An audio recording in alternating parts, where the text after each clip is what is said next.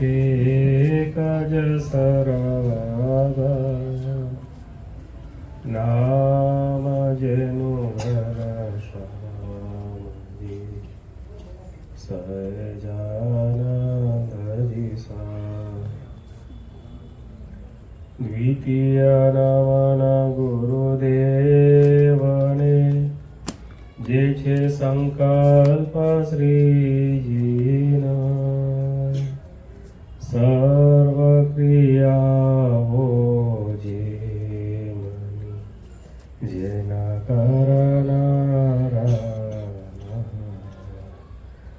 જેના કરનારા ઓમ શ્રી અક્ષરધામાધિપતિ શ્રી સ્વામિનારાયણ બાપા ભગવતે નમો નમઃ. શ્રી ઘનશ્યામ મહારાજાય નમો નમઃ. શ્રી હરિકૃષ્ણ મહારાજાય નમો નમઃ. શ્રી સહજાનંદ સ્વામી મહારાજાય નમો નમઃ. શ્રી બાપા શ્રી ભગવતે નમો નમઃ. શ્રી સદગુરુભ્યો નમો નમઃ. શ્રી સ્વામિનારાયણ ગાદિના આદ્યાચાર્ય પ્રવર્તક સનાતન ધર્મ સમ્રાટ પરમ કલ્યાણકારી જીવન પ્રાણ સ્વામી બાપા ભગવતે નમો નમઃ. સ્વામિનારાયણ હરે અથ વચનામૃત ગઢડા પ્રથમ પ્રકરણ. સંવત 1876 માગસર સુધી સપ્તમીને દિવસ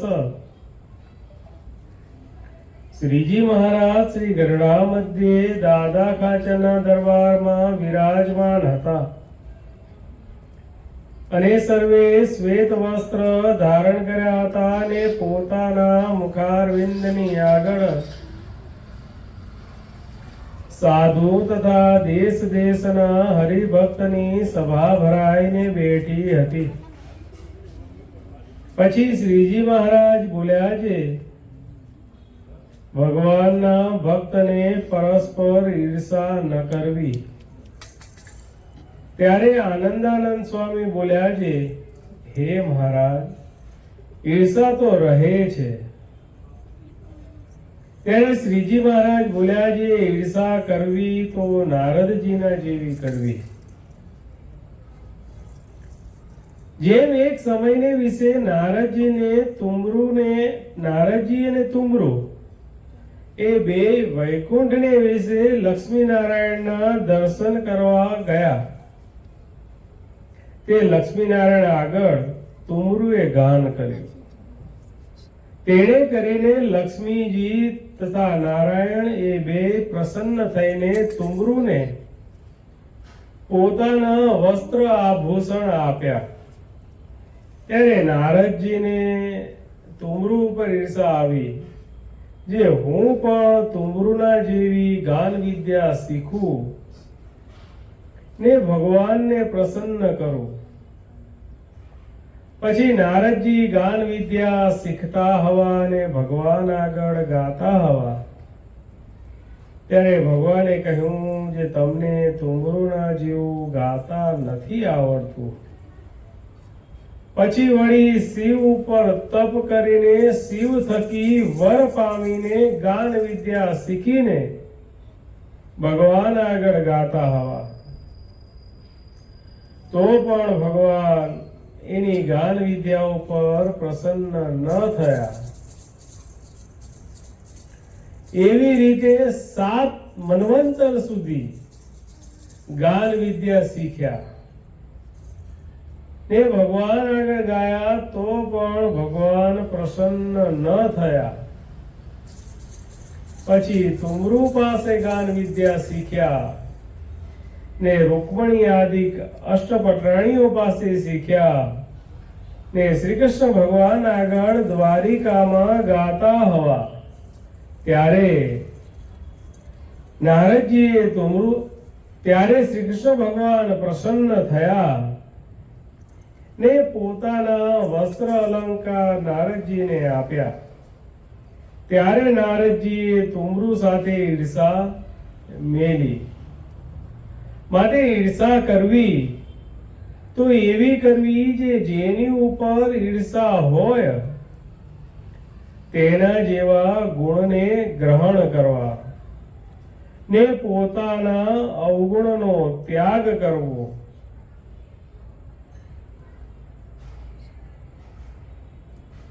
ને તેવું ન થવાય ને જે ઈર્ષાએ કરીને ભગવાનના ભક્તનો દ્રોહ થાય તેવી ઈર્ષા તો ભગવાનના ભક્તને સર્વ પ્રકારે ત્યાગ કરવો. ઇતિ વચનામૃત ગઢડા પ્રથમ પ્રકરણનું ચોથું થયું. રહસ્યાર્થ પ્રદીપિકા ટીકા. આમાં કૃપા વાક્ય એક છે. તેમાં નિર્માની થઈને ગુણવાન પાસેથી તેના ગુણ શીખવા પણ તેનો દ્રોહ થાય તેવી ઈર્ષા ન કરવી એમ કહ્યું છે. એક બાબત છે પ્રશ્ન. તુમરુ પાસેથી ગાન વિદ્યા શીખ્યા પછી પટરાણી પાસેથી શું શીખ્યા હશે? વખાણાવાની ઈચ્છાનો ત્યાગ કરીને નિર્માની થઈને પ્રસન્નતાને અર્થે ગાશો તો ભગવાન રાજી થાશે એ યુક્તિ શીખ્યા. ઇતિ રહસ્યાર્થ.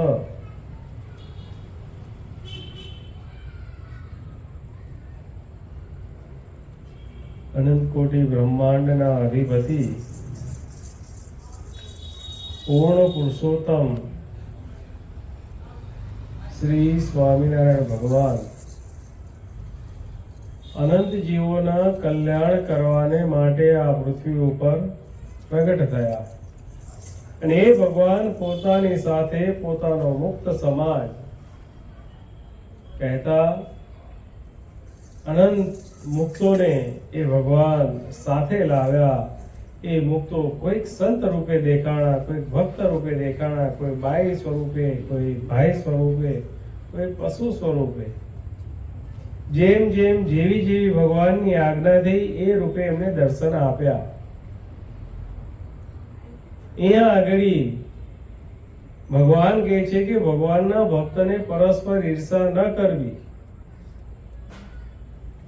ત્યારે એ ભગવાનના સંત એવા જે આનંદાનંદ સ્વામી મહારાજ ઈર્ષા તો રહે છે, રહે ને. આપણે બધા પોતપોતાની છાતી પર હાથ મૂકીને વિચારીએ તો આપણને ઈર્ષા થાય કે ન થાય? ભગવાન પ્રથમ પ્રકરણના 58મા વચનામૃતમાં કહે છે ભગવાન અને મોટા રાજી કેમ થાય? તો ભગવાન અને મોટાની સાથે નિષ્કપટપણે વર્તીએ. પોતાના અંતરના જે ઘાટ જેને કહેવા યોગ્ય હોય તેની આગળ ન કહીએ. ભગવાન અને ભગવાનના સંતની આગળ આપણા અંતરમાં થતા જે ઘાટ, ઊંડા ઘાટ, એ જો આપણે ભગવાન અને ભગવાનની સંત એમની સાથે નિષ્કપટપણે જાહેર કરીએ કે હે પ્રભુ મને આમ થાય છે. જેમ ભગવાનના સાર્વભૌમ વારસદાર સદગુરુ શ્રી ગોપાળ બાપા, એ ગોપાળ બાપા વૃદ્ધાવસ્થાના ભાવ જણાવતા હતા. એ ગોપાળ બાપા વિચરણમાં હતા. ચોમાસાના દિવસો હતા. અત્યારના સમયની જેમ આરસીસીના કે ડામરના રોડ હતા નહીં. પગ કેડી હોય, માટી હોય, વરસાદ પડે એટલે ગારો થાય ને એ ગારામાં ચાલવાનું. ગારાની અંદર કાંકરા હોય કે કાંટા હોય એ પણ દેખાય નહીં. એટલે આમ તો સંતો માટે ગાડાની સગવડ હતી, પરંતુ આજે ગારો કાદવ કીચડના કારણે બળદ પણ એ ચાલી શકતા નહોતા. એટલે સર્વે સંતોનો સ્વભાવ કેવો છે? દયાળુ. જીવ પ્રાણી માત્ર ઉપર એ સંતને દયા આવે.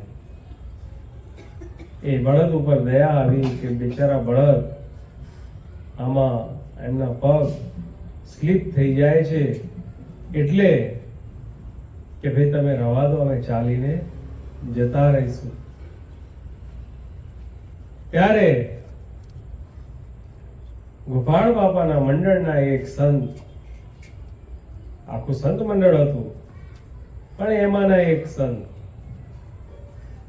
ગોપાળ બાપાને વિશે સળંગ મળંગ દિવ્ય ભાવ એવા એ સંત, એમને વિચાર્યું જે સ્થાને પહોંચવાનું હતું ત્યાં પહોંચ્યા. રાત પડી ગઈ હતી, સર્વે સંતો નિંદ્રાધીન થયા.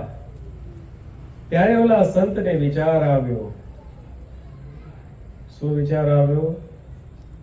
કે હું આટલો યુવાન છું,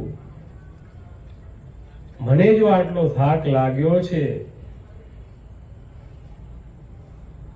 સીધો રસ્તો હોય તો થાક ન લાગે, પણ તમે પાણીમાં કે રેતીમાં જો તમે ચાલી જુઓ, પાણીમાં કે રેતીમાં ચાલી જુઓ, થાક લાગશે. મને જો આટલો થાક લાગ્યો છે, મારું આટલું તો શરીર સશક્ત છે, યુવાન છે, તો પણ જો મને આટલો થાક લાગ્યો તો મારા કલ્યાણના દાતા એવા જે અમારા ગુરુદેવ ગોપાળ બાપા, એમને કેટલો થાક લાગ્યો હશે.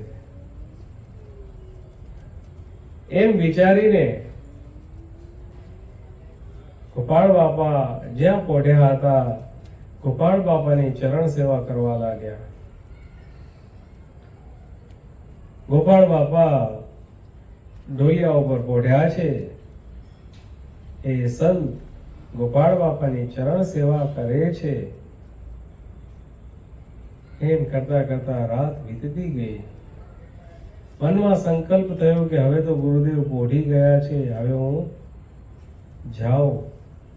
પરંતુ જીવાત્મામાંથી એવો અવાજ આવ્યો કે ચરણ સેવા કરો છો અને ગુરુદેવ પોઢી ગયા છે, અને ચરણ સેવા જો બંધ થઈ જશે ને રખેને ગુરુદેવ જાગી જશે તો માટે ચરણ સેવા ચાલુ રાખો. વારાફરતી એક પગની વારાફરતી ચરણ સેવા કરતા જાય. એમ કરતા કરતા બ્રહ્મ મુહૂર્તનો સમય થયો. એમ કરતા કરતા બ્રહ્મ મુહૂર્તનો સમય થયો. સવારના 3:30-4 વાગ્યા. ગોપાળ બાપા જાગૃત થયા. ગોપાળ બાપાએ કીધું કે મહાપુરુષ સાધુરામ બીજી વાર સેવા કરવા આવ્યા કે શું? ત્યારે એ સંત કહે કે ના ગુરુદેવ, હું તો પહેલેથી જ્યારેથી આવ્યો છું ત્યારથી આ સેવા ચાલુ જ છે. ત્યારે ગોપાળ બાપા એ સંત ઉપર ખૂબ રાજી થઈ ગયા. સંત ઉપર ખૂબ રાજી થઈ ગયા અને કીધું કે તું માંગ, તું માંગે તે તને આપું. ત્યારે એ સંત ભગવાનને મોટા જ્યારે પ્રસન્ન થાય, કંઈક માંગવાનું કહે, ત્યારે આપણે શું માંગીએ ભાઈ?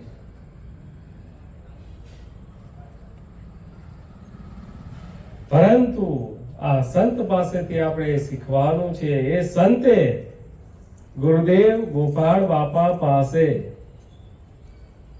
પોતાના જે અંતરમાં જે ઘાટ સંકલ્પ વિકલ્પ થતા હતા, કામાદિક દોષ જે પીડતા હતા, એ માંગ્યું. હે ગુરુદેવ, જો આપ રાજી હો તો આ સેવકને કામાદિક દોષ બહુ પીડે છે, વારે વારે ઉપવાસ પડે છે. ત્યારે ગોપાળ બાપા એ સંત જ્યારે નિષ્કપટપણે એ પોતાના અંતરમાં કોઈ ગાઢ સંકલ્પ થયો, આપણે બધા સાધન દશામાં છીએ, બધાને કંઈક નો કંઈક નાનો મોટો ગાઢ સંકલ્પ વિકલ્પ તો થતો જ હોય. જેમ ભગવાન એક સમયની વિશે આવી રીતે સભા કરીને વિરાજમાન છે.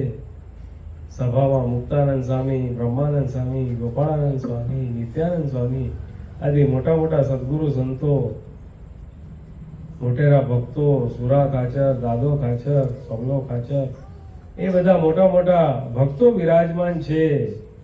ભગવાને સભામાં પ્રશ્ન પૂછ્યો મુક્તાનંદ સ્વામીને, હે મુક્તાનંદ સ્વામી, તમને મનમાં ગાઢ સંકલ્પ વિકલ્પ થાય ખરા? ત્યારે મુક્તાનંદ સ્વામી જમીન ઉપરથી ધૂળની મુઠ્ઠી ભરી અને આમ ધીરે ધીરે સરકતી મૂકી. ત્યારે મુક્તાનંદ સ્વામી કે મહારાજ, કદાચ આ ધૂળના રચકણ ગણી શકાય પણ મનના સંકલ્પ વિકલ્પ ગણી શકાય નહીં. એટલા ગાઢ સંકલ્પ વિકલ્પ થાય છે. એનો એક પ્રશ્ન ભગવાને સુરાખાચરને પૂછ્યો. સુરાખાચર ભગવાનને વિશે સખા ભાવવાળા, થોડાક રમૂજી સ્વભાવના, ભગવાનને પ્રશ્ન પૂછ્યો.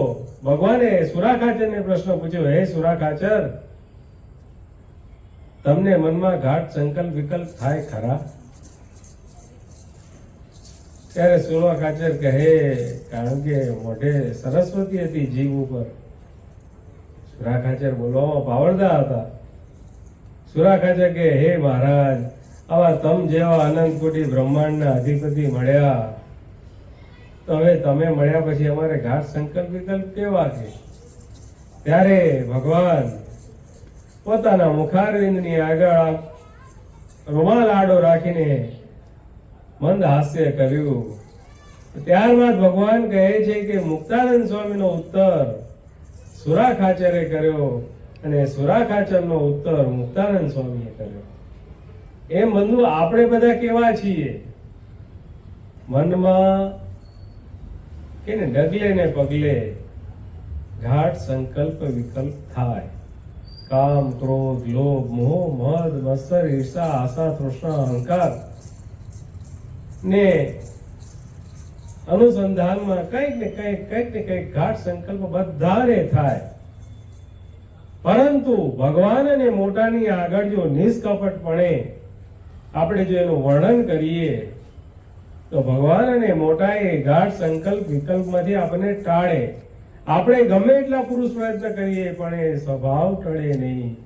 પરંતુ ભગવાન અને મોટા ખાલી સંકલ્પ કરે કે આના વિકાર ટળો, ત્યાં તરત એ વિકાર માત્ર ટળી જાય.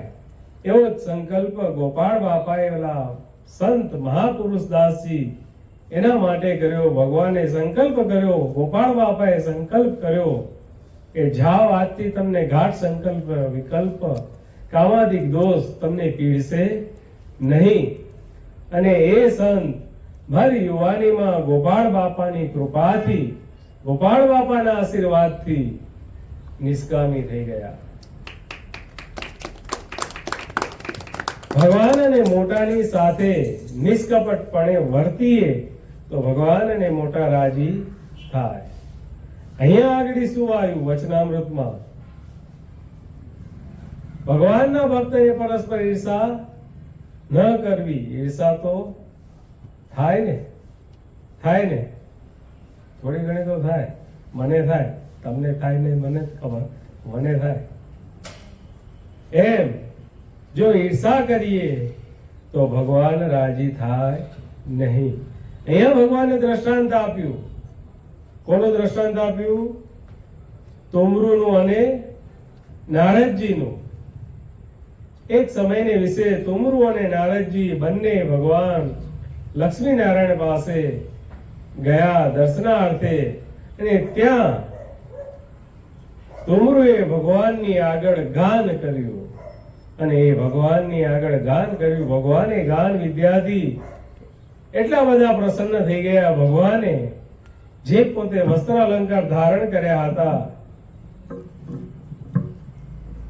એ વસ્ત્ર અલંકાર ભગવાને નારદજીને ભેટ આપ્યા. અરે તુમરુને ભેટ આપ્યા. ત્યારે નારદજીને થયું કે હું પણ આવી કંઈક ગાન વિદ્યા શીખું અને ભગવાનને પ્રસન્ન કરું. એટલે ભગવાન અહીંયા વચનામૃતમાં કહે છે કે ભગવાનના ભક્તે પરસ્પર ઈર્ષા કરવી નહીં. ત્યારે આનંદાનંદ સ્વામી કહે છે કે મહારાજ ઈર્ષા તો રહે છે. ત્યારે ભગવાન કહે કે ઈર્ષા રહે તો ભલે રહે, પણ ઈર્ષા કરવી તો કોના જેવી કરવી? નારદજીના જેવી કરવી. કેવી? તો જેમ નારદજીએ તુમ્રુના જેવા ગુણ હતા એવા ગુણ જ્યાં સુધી પોતે પ્રાપ્ત ન કર્યા ત્યાં સુધી એમને ઈર્ષા મેલી નહીં. કેટલું કેટલું તપ કર્યું, કેટલા 7 મન્વંતર સુધી ગાન વિદ્યા શીખ્યા, તો પણ ભગવાન રાજી થયા નહીં.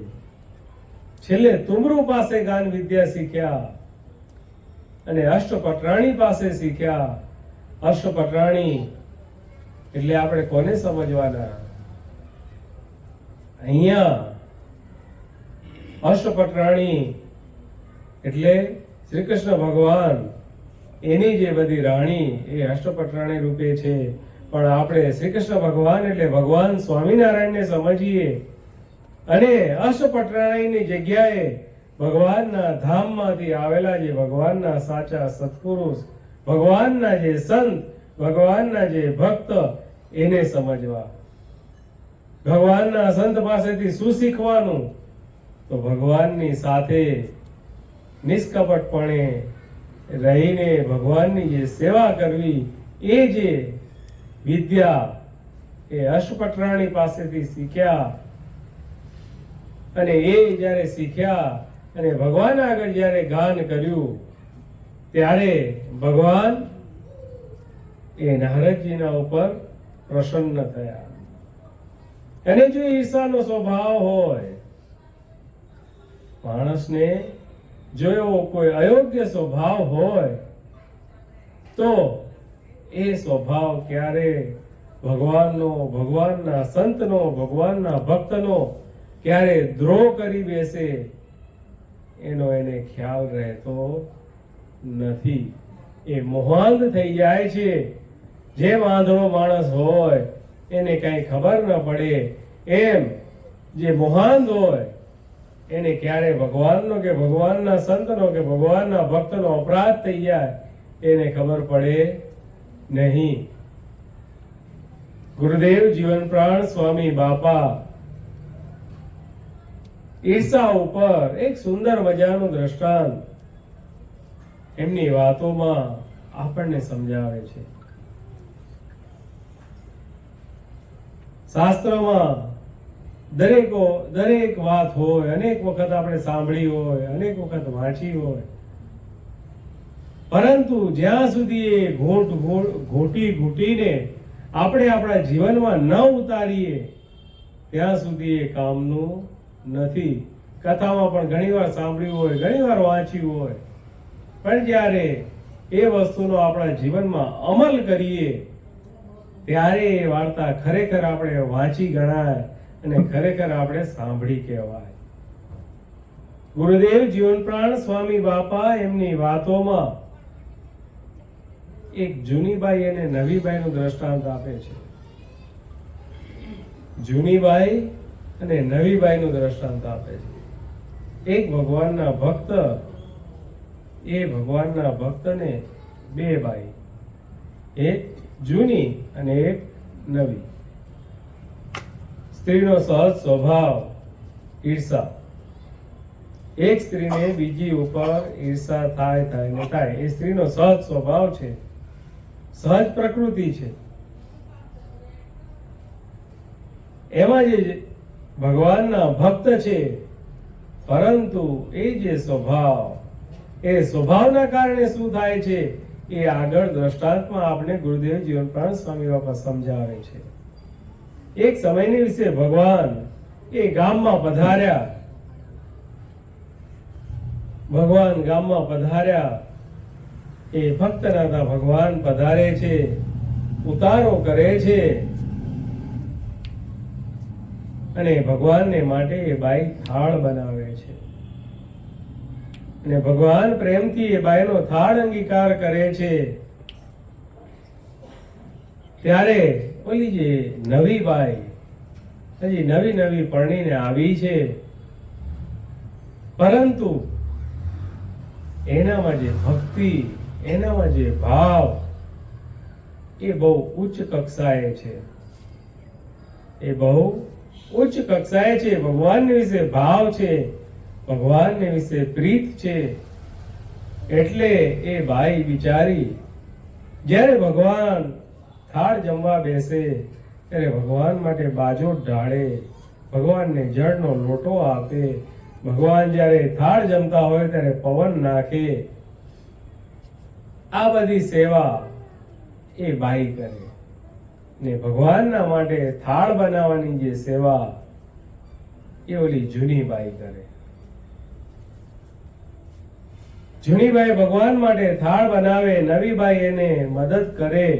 અને આવું નાનું મોટું જે હોય, જ્યાં જેવી સેવા મળે, નીચી ટેલ મળે તો માને મોટા ભાગ્ય જો. એ ન્યાયે એ બાઈ જે સેવા મળે એ પ્રેમથી ખંતથી કરે અને મનમાં એક સંકલ્પ રહ્યા કરે કે મને ભગવાન માટે આવી રીતે રસોઈ કરવાનો ક્યારે ચાન્સ મળે ને ક્યારે હું ભગવાન માટે થાળ બનાવું અને હું ભગવાનને થાળ પીરસું, ભગવાન થાળ જમતા હોય હું દર્શન કરું. આવો સંકલ્પ મનમાં રહે. ભગવાન કેવા છે? દયાળુ છે. એ ભગવાન तन की जाने मन की जाने, जाने चित की चोरी, इनके आगे क्या छुपाइए, जिनके हाथ में जीवन दूरी. भगवान એ બાઈના અંતરના સંકલ્પ જાણી ગયા છે.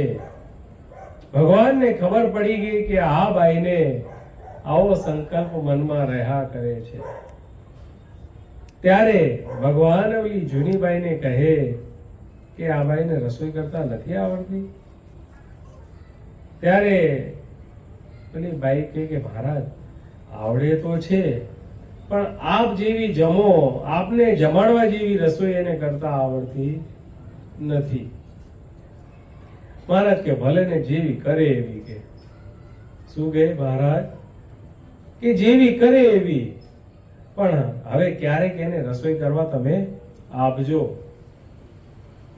ત્યારે ઓલી જૂની બાઈ કે હા હા મહારાજ આપશું આપશું. કે એમ કરીને વાતને ટાળે.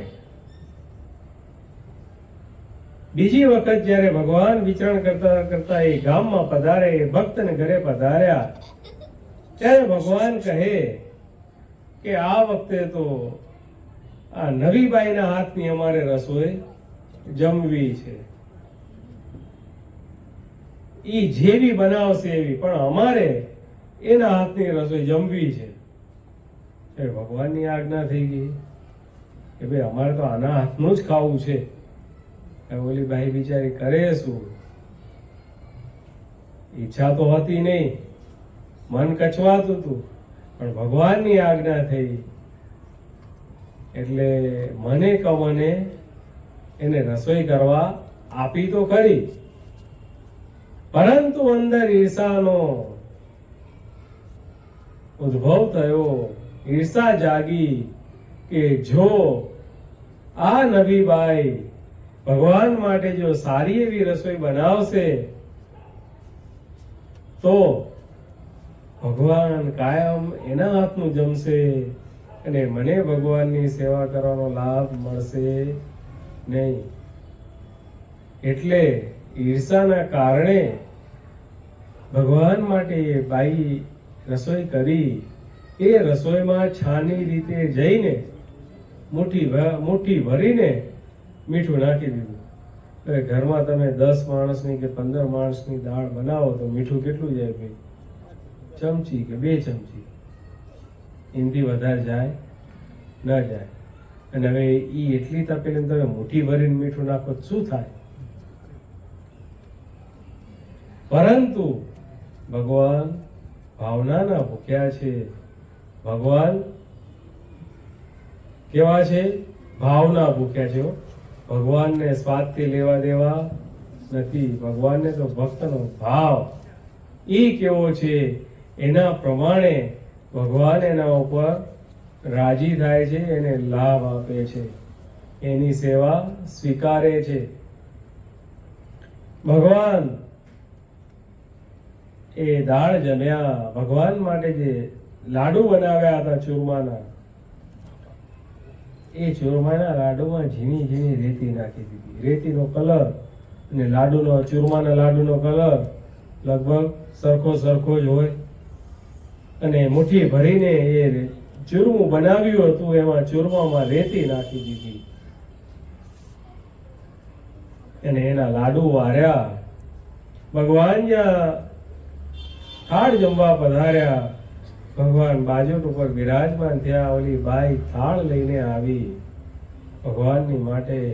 પૂરી, દાળ, ભાત, શાક, પકવાન, ફરસાણ, જે બધું કઈ થાળ બનાવ્યો હતો ભાવથી, એ થાળ લઈને એ બાઈ ભગવાનની પાસે આવે છે, ભગવાનની આગળ થાળ મૂકે છે અને ભગવાન પ્રેમથી એ થાળ જમતા જાય છે, વખાણતા જાય છે કે આહા શું દાળ બની છે, આવી દાળ તો અમે આજ દિન પર્યંત સુધી આવી દાળ ભગવાન કે અમે જમ્યા નથી.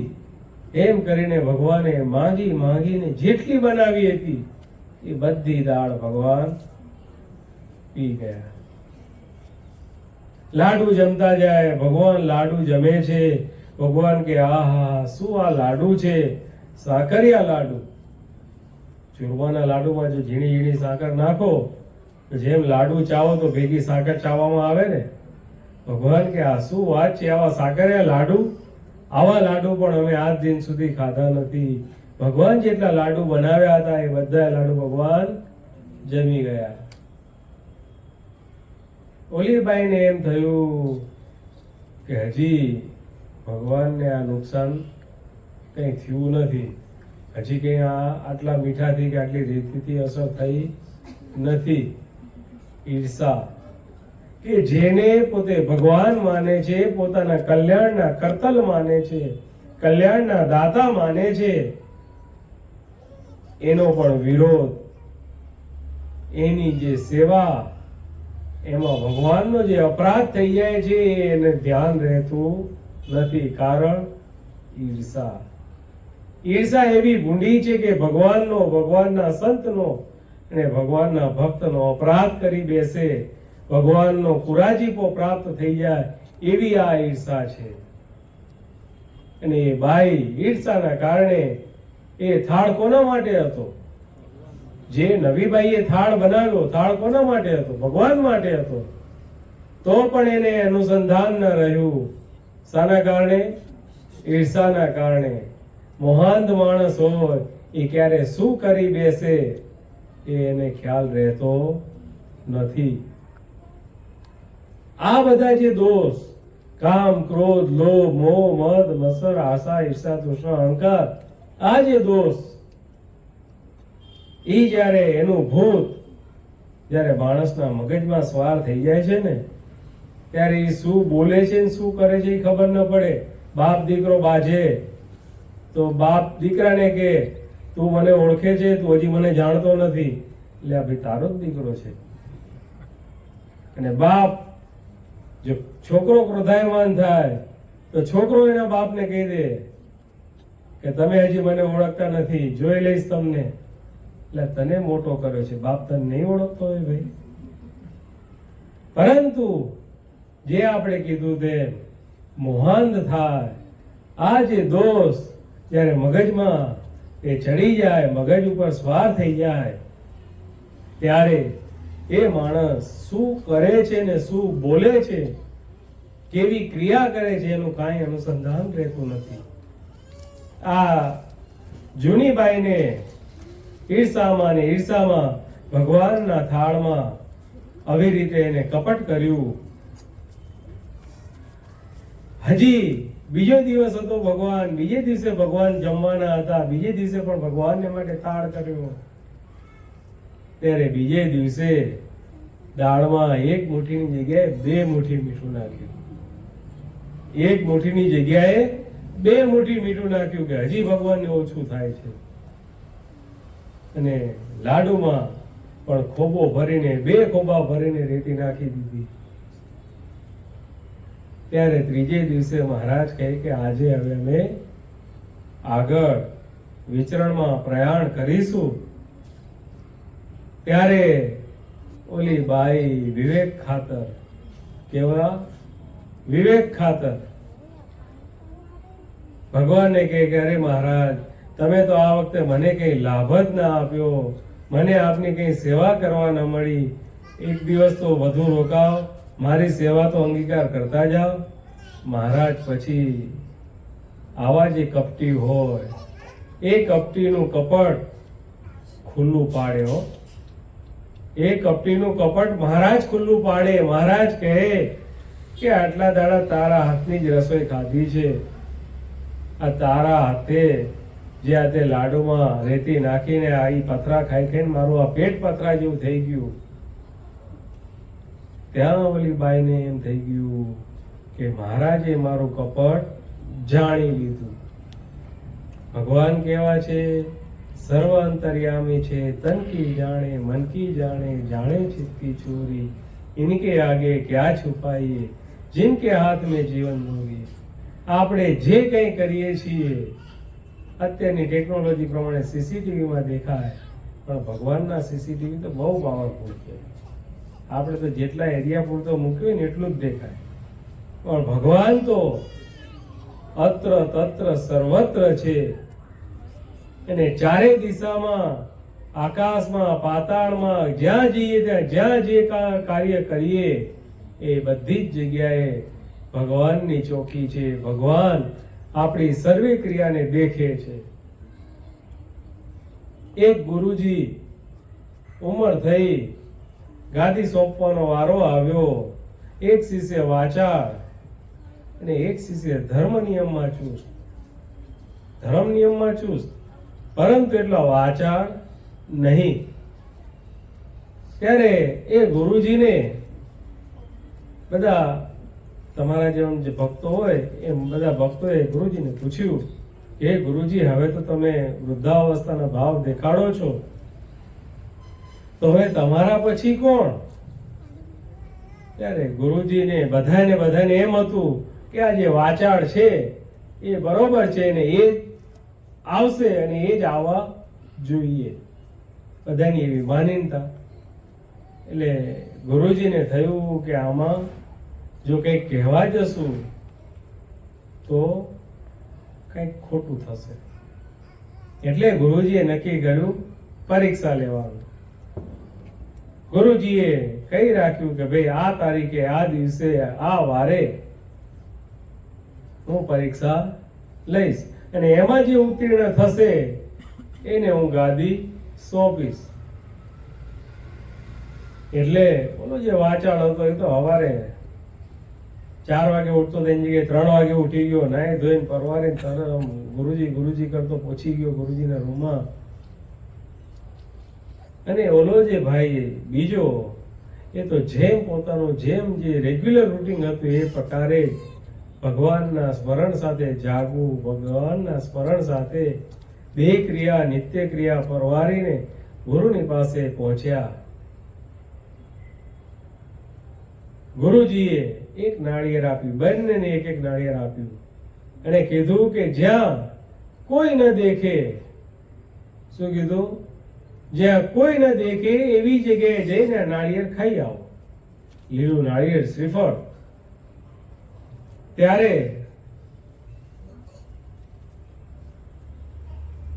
ઓલા જે બંને શિષ્યો હતા એ બંને શ્રીફળ લઈને ત્યાં સભામાંથી, કારણ કે ગુરુજીને સભામાં પરીક્ષા લેવી પડે એમ હતું, એ તો બધાને એમ થાય ગુરુજીએ પક્ષપાત કર્યો. એટલે ભર સભામાં ગુરુજીએ બંનેને એક એક નાળિયેર આપ્યું અને કહ્યું કે આ એક જે છે સવારથી સાંજ સુધીમાં એવી જગ્યાએ જઈને તમે ખાઈ આવો કે જ્યાં કોઈ દેખે નહીં. ઓલો જે વાચાળ હતો, ચપળ હતો, એ તો ફટાફટ ભાગ્યો એને જોયું, કંઈક એક ડુંગરની ગુફામાં જોયું, આજુબાજુ જોઈ લીધું, ઉપર નીચે જોઈ લીધું, ક્યાંય કોઈ દેખતું નથી. એટલે ફટાફટ ત્યાં શ્રીફળ વધેર્યું અને ફટાફટ ખાઈને દોડતા દોડતા ગુરુજી પાસે પહોંચી ગયા કે ગુરુજી, હું સૌથી પહેલા હું ખાઈને આવી ગયો, હવે મને ગાદી સોંપી દો, ગાદી મને આપી દો. ગુરુજી કે ના, એમ નહીં, આપણી શરત શું હતી? સવારથી તે સંધ્યા સુધી બંનેને ભેગા આવવા દો, બંને ભેગા થાય પછી આગળ વાત. ત્યારે ઓલો જે ચપળ હતો ને, આ સાલો હાવ ભાગો ને ભાગો છે, હજી સુધી આમ તેમ ન બોલવાના શબ્દો, ન કરવાના સંકલ્પો કર્યા. અને જ્યારે સંધ્યા થવા આવી, રાત પડવા આવી, ત્યારે એ બીજો જે શિષ્ય હતો, એ શિષ્ય નાળિયેર ઇમનામ ને ઇમનામ પાછું લઈને આવ્યો. ત્યારે ગુરુજી કે કેમ નાળિયેર પાછું આવ્યું? તો કે ગુરુજી, પશુ પક્ષી માનવ ન દેખે એવી જગ્યા તો ઘણી મળી, એવી જગ્યા તો ઘણી મળી, પરંતુ જ્યાં ભગવાન અને જ્યાં આપ ન દેખો એવી આ સંસારમાં કોઈ જગ્યા નથી. અને આપે જે કીધું હતું કે કોઈ ન દેખે એવી જગ્યાએ જમીને આવજો. ત્યારે સભામાં બેઠેલા બધાયને થયું કે આ શિષ્યને ભગવાનનું બળ છે, આ શિષ્યને ભગવાનનું બળ છે, ભગવાનને માથે એ રાખ્યા છે, જ્યારે ઓલો તો ખાલી વાચાળ છે. બંધુ, આ સંસારમાં એવી કોઈ જગ્યા નથી કે ભગવાન ન જાણે. ભગવાન બધું જ જાણે. એટલે ભગવાને ઓલી બાઈને કીધું, જે બાઈએ દાળમાં મીઠું નાખવા કહી ત્યારે ભગવાન હાજર નતા,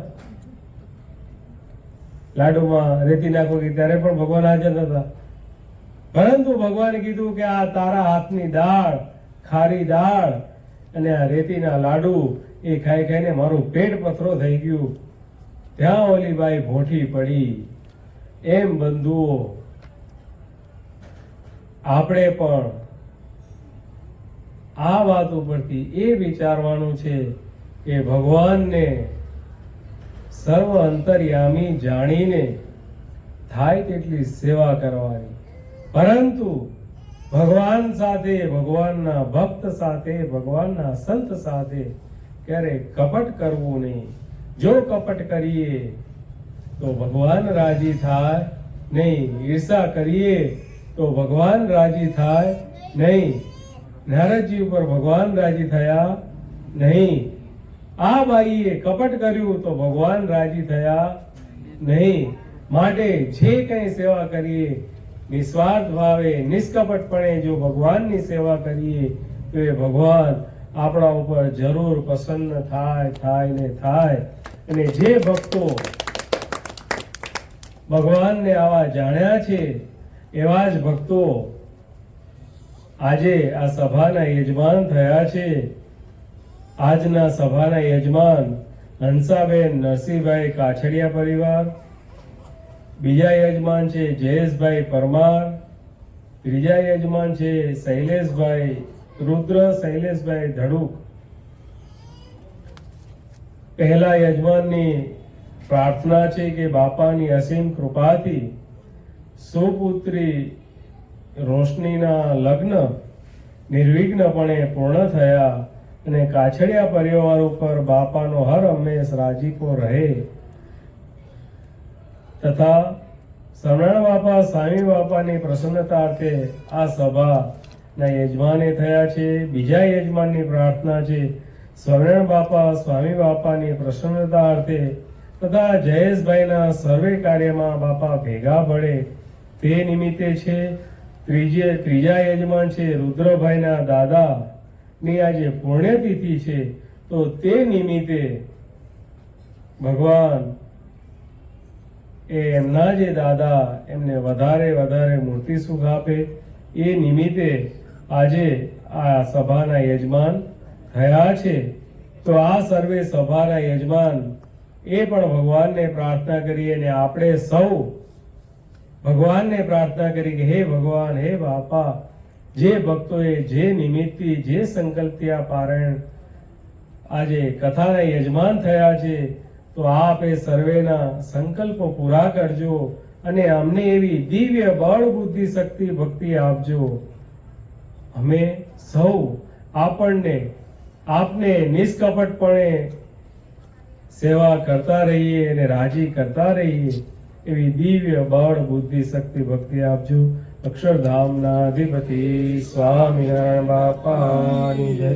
ઘનશ્યામ મહારાજની જય. હરે કૃષ્ણ મહારાજની જય. સહજાનંદ સ્વામિનારાયણ બાપા શ્રી જય. સદગુરુ શ્રી જય. સ્વામિનારાયણ